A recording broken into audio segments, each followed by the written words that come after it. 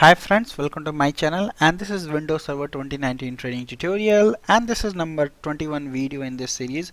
And today in this video I'm going to show you how to install and configure Hyper-V role on Windows Server 2019. So we are going to see what is the Hyper-V, what is the hypervisor, all these things in this video, and then we are going to install and configure Hyper-V. On the Hyper-V also we are going to create one or two virtual machine, and we are going to run those virtual machine, and we are going to install operating system on those virtual machines, and we'll see how we can do it all together. So let's get in. So before moving further, we need to understand what is a hypervisor.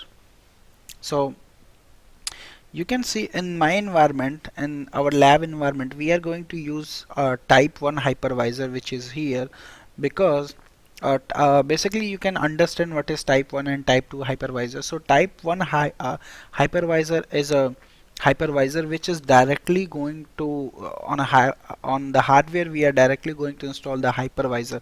Basically, if you see the word hypervisor, it's not related to Hyper-V. It's hypervisor is basically a technology or term which is going to which we can say the hypervisor is a term which we can refer to the platform where we can run the multiple operating system, multiple virtual machines on it. So you can see the hypervisor. There were two type of majorly hypervisor: Hyper-V type 1 hypervisor and type 2 hypervisor. So type 1 hypervisor is the hypervisor which is directly going to install an operating system. You don't require operating system on it, and then you need to, like, you don't need operating system or platform to install hypervisor.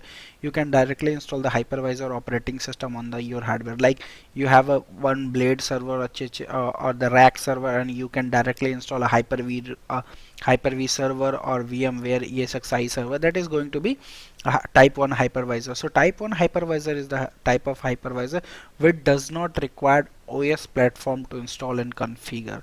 So same, if you see the type 2 hypervisor required operating system on a hardware, and then we need to install a hypervisor software on it. So basically this is the bare metal hypervisor, and this is dependent on the operating system. For example, as I said, you bought the server like a rack server, and you can install directly Microsoft Windows Server and enable the Hyper-V. That is going to become your type 1 hypervisor.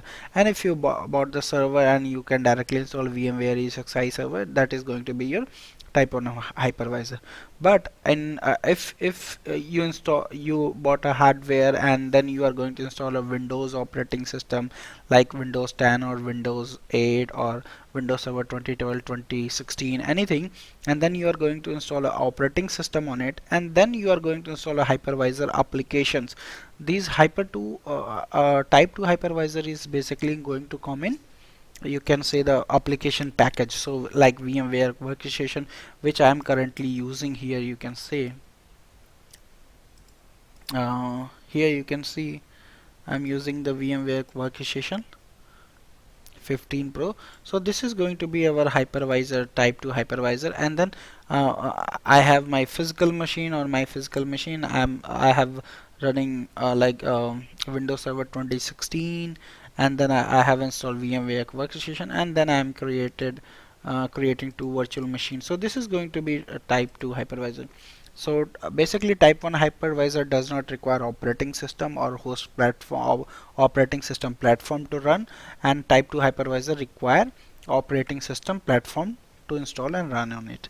So this is what the hypervisor in, and what type of hypervisor we have.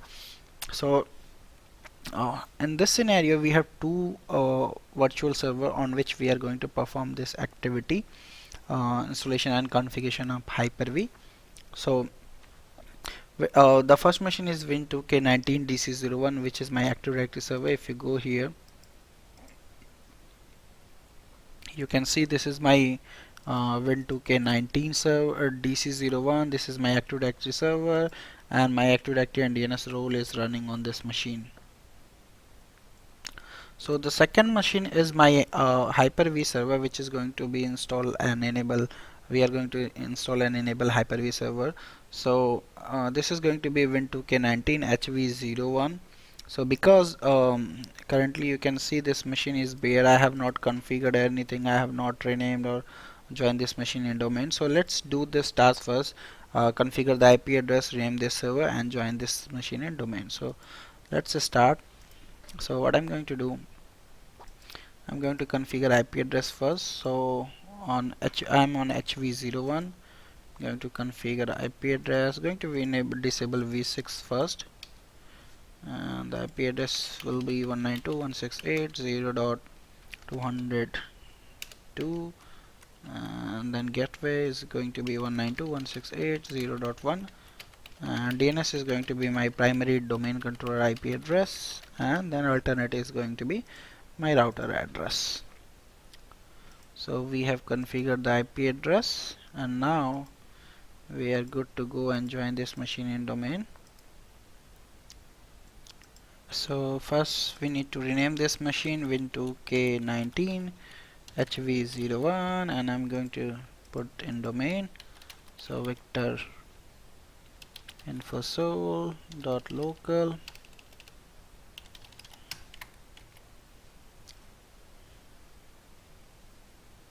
and I'm going to insert my credential here to join this machine in domain. So welcome to the Victor infosol dot local domain. So this is good. So now this is done, and now I'm going to reboot this machine. So now if I go to Active Directory server and Active Directory users and computers, I will be able to find this machine as we have joined this machine in domain. So if I go to computers, you will be able to see this. So I'm going to move this server in a correct OU first. So this is going to be in servers OU under India, and I have one admin account here, HyperV admin. So I'm going to use this account to log into my HyperV server. So I'm going to type HyperV admin and password for this account. So we are able to log in. So the one thing you always need to be make sure whenever you install a Hyper-V or any Hyper-V hypervisor like a VMware, ESXi or Hyper-V, you have to make sure you have enabled the Intel VT technology, virtualization technology from your BIOS of the physical server, or from the virtual machine on which you are, if you are using nested virtualization. So you have to make sure you enable the virtualization technology from BIOS of the machine. So since if you are using the physical server, you have to go in BIOS setting and you can enable it. So since this is virtual machine, I can enable it from properties. If I go to here settings, and I can enable it virtualize Intel VT technology, but this is running condition, so I can't enable it. So let's see if we don't enable this, what we are going to get the error message. So I'm going to click on add, and then I'm going to click next and role based installation, and this is my server. Click next, and I'm going to select Hyper-V. So this is going to give you error message saying like hypervisor is not enabled something. So you can see Hyper-V cannot be installed, the processor does not require virtualization capabilities. So this means Intel VT technology is not enabled, so we need to shut down, and then we need to go to BIOS and enable it if you are using a physical. So I'm using the virtual machine, so I can directly go and enable from the CPU.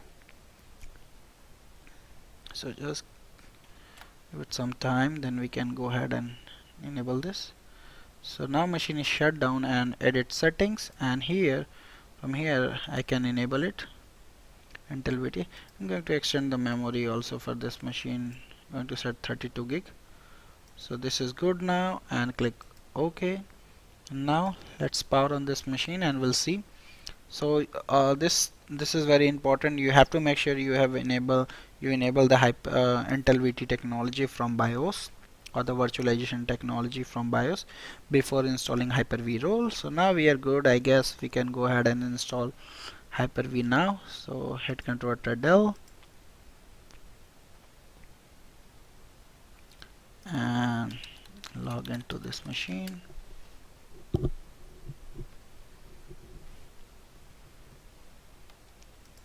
And now click on manage and add role and features. Click next.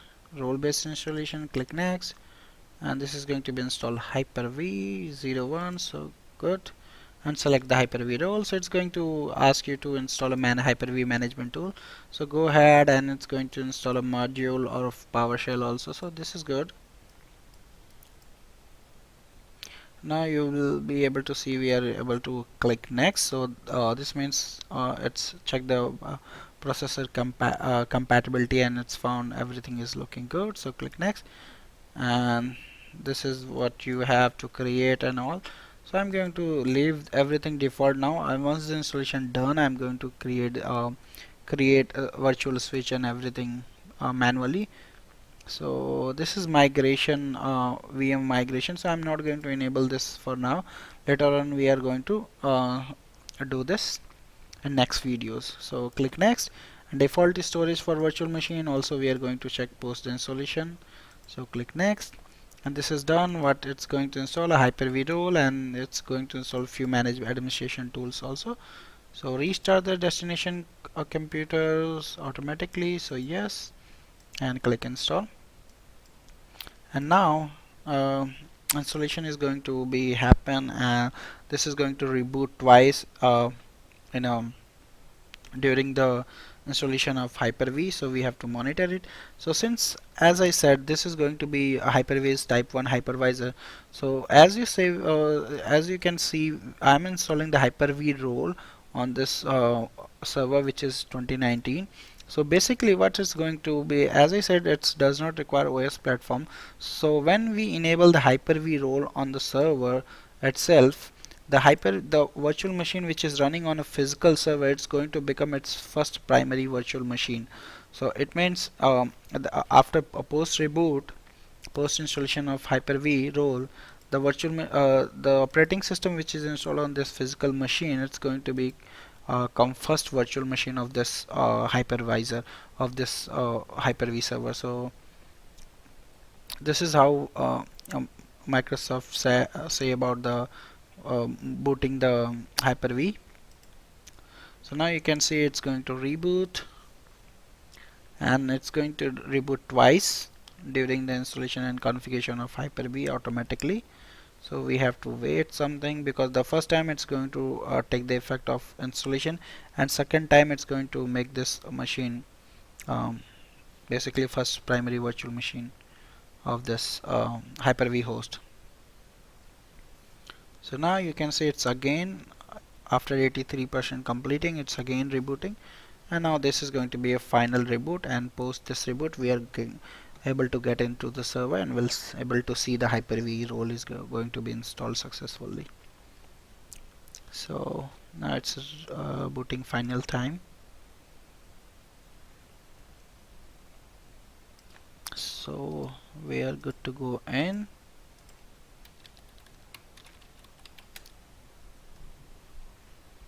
And now let's wait for some time to get the server manager come up and resume the Hyper-V installation. So you can see that it's almost done, and installation succeeded on Win2K 19 HV01.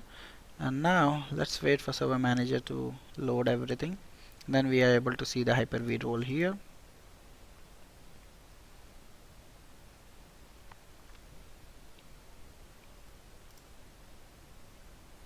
So now you can see Hyper-V is there. If I go to tools, we have Hyper-V manager also, so I'm going to launch the Hyper-V manager. And post the installation we need to do some primary configuration task for Hyper-V. So the first task, we need to create a virtual switch for Hyper-V manager, which we are going to assign in a virtual machine to communicate with the network. So the first network card, there was three type of NIC virtual switch we can which you can create. So if you create external, you can say create a virtual switch to bind a physical network, so that virtual machine can access the physical network. So if you create a external network, it's going to, you need to define one physical port to this physical NIC to that external network, and then all the virtual machine is going to communicate to the like a physical network by using that physical NIC which is available on server. So for example, if I click here, we got the option to create this, assign the NIC, and then allow the management to share this network adapter. If you uncheck this, the IP address is going to be removed from this NIC, so it's not going to allow to have a management IP. So I need to have a management IP also. So click here and click apply. It's going to disturb first few seconds. So this is going to be your external, you can say, or internal, you can say, create a virtual machine, that only virtual machine and physical computer. So if you create internal, the only virtual machine which is running on like this physical server, that's going to be communicate. So if I said internal int switch, we switch only virtual machine which is available on this host, and the host is going to communicate with it. So I'm going to type here ext to identify this external, internal, and the last switch is basically a private. If you create a private switch, only virtual machine that is running on this host is going to be communicate. So you can see, create a virtual switch that can be used by the virtual machine that run on this host. So only the virtual machine which is going to be hosted on this host is going to communicate. So if I create PRI switch, this is going to be communicate through private VMs only on this machine. So we got all three type of NIC. This is for physical connectivity, to communicate a virtual machine to externally, and physical network. This is going to be on internal only, virtual machine and Hyper-V host only, and this is going to be only Hyper-V virtual machines. So this is good. And now right click and we need to assign few Hyper-V settings. So in Hyper-V setting we have to set the location for virtual hard disk and virtual machines file. So I'm going to create here, I'm going to create one folder and in D drive. So I have D drive dedicated for Hyper-V storage. So I'm going on D drive and I'm going to create one folder called HV data.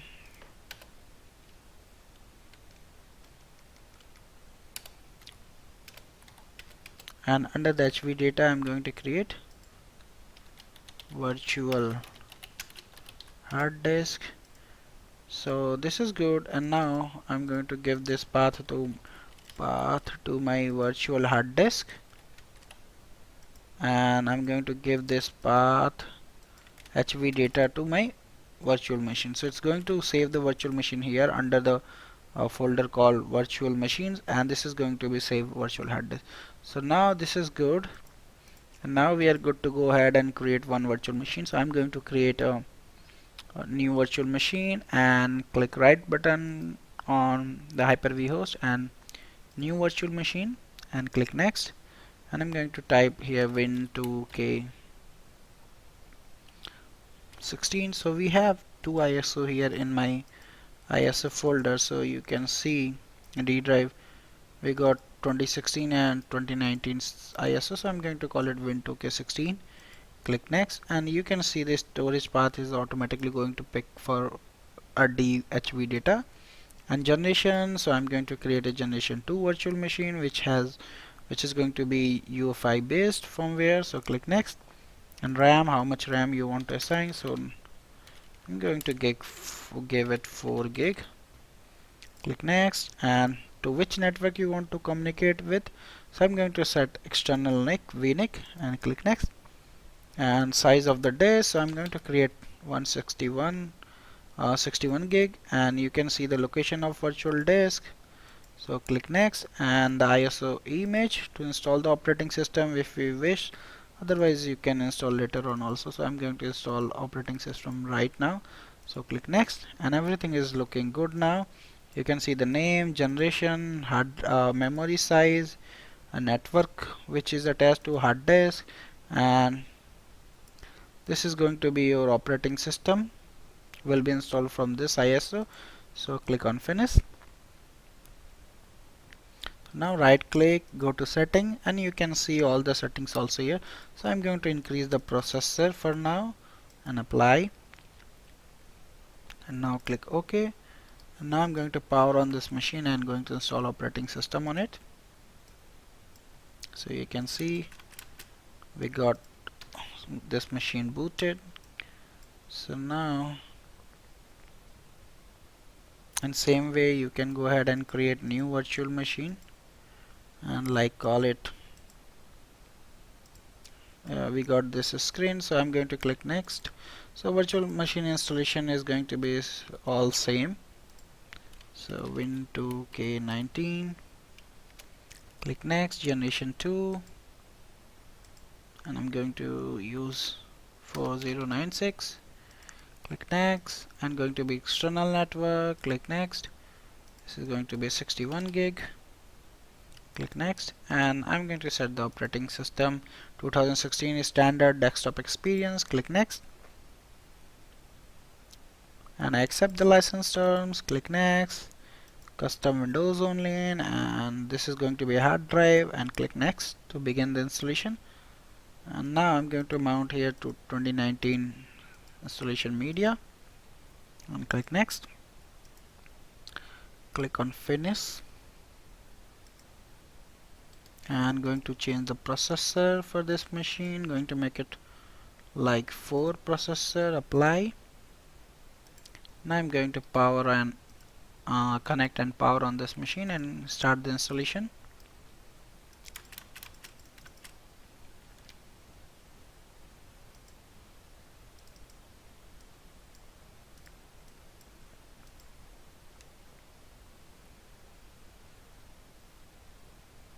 So Windows Server 2019, click next, install.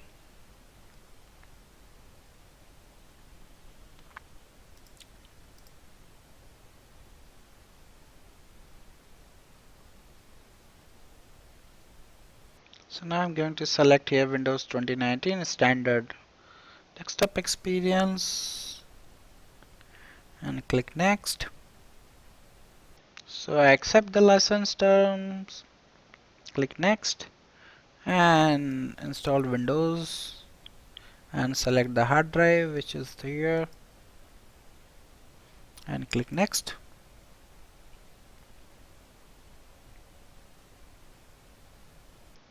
So now you can see the installation is also started for Win2K19.